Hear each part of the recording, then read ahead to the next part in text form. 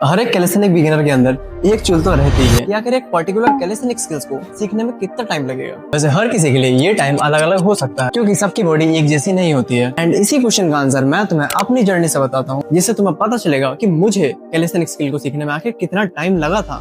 पहली calisthenic skill जो मैंने सीखी थी वो थी एल सिट। बेसिकली इसको मैंने फर्स्ट अटेम्प्ट में ही कर लिया था बिकॉज इतनी इनफ स्ट्रेंथ मेरे में ऑलरेडी थी। सेकंड कैलिस्थेनिक स्किल है एल्बो लीवर एंड इस स्किल को सीखने के लिए मुझे 2 वीक्स लगे थे बिकॉज मैं यही नहीं समझ पाता था कि आखिर अपने बॉडी को सेंटर ऑफ एक्सिस पे बैलेंस कैसे करना।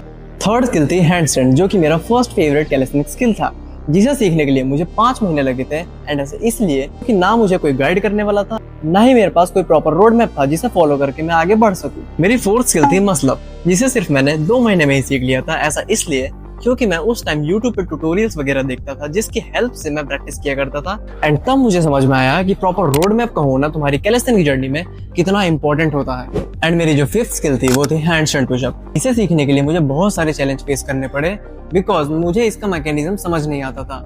जब मैं हैंडस्टैंड से नीचे जाने की कोशिश करता था तो मैं जा ही नहीं पाता था, एंड जब मैंने नीचे जाना सीखा तो मैं ऊपर नहीं आ पाता था। बट डेडिकेटली प्रैक्टिस करने के बाद अच्छे खासे रेप्स आने लग गए, जिसकी वजह से मैं फर्दर आगे प्रोग्रेस कर पाया। So this video is getting too long. आगे का पार्ट मैं पार्ट 2 में कवर करूंगा। इसके लिए तुम मुझे फॉलो कर सकते हो।